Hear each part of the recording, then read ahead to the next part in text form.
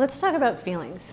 Feelings are the F word in most professional environments. In fact, probably in every one that I've seen in almost 20 years of company leadership. And what I've found as I teach teams to be more effective is that it's actually the opposite.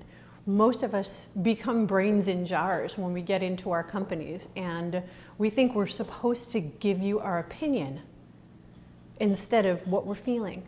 But it turns out that the more we cut ourselves off from those feelings, the less effective we are at work, the less we like our jobs, the less valuable our output is, both for creative professionals and for other kinds of professionals. The problem with opinions is that they're not actionable, right? I make something and you like it, she hates it, he can't stand it, she thinks it's awesome. So what do we make? We make whatever everybody can agree on, which is almost never going to be what the market wants, what the end users want, what's going to do well. The only thing that's going to help us is if we have the courage to engage in creative tension.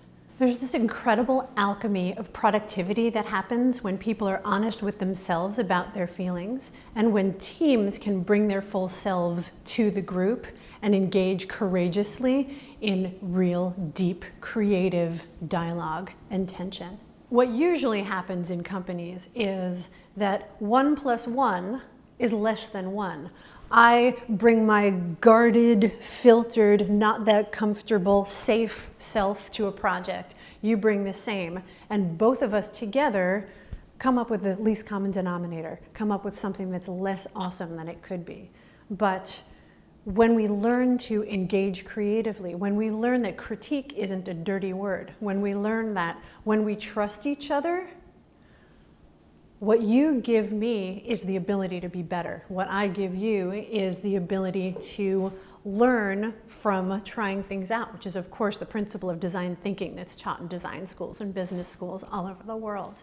The amazing thing that happens when teams get this method is that 1 + 1 becomes 3 or more. I bring my best self, you bring your best self, and when we combine our thoughts, we come up with something that neither one of us would have ever dreamed of before. It turns out that people who feel their feelings and who trust their teams enough to be able to share them and engage in healthy dialogue, turns out that not only do those people make better stuff, not only are they more productive at work, but they're happier.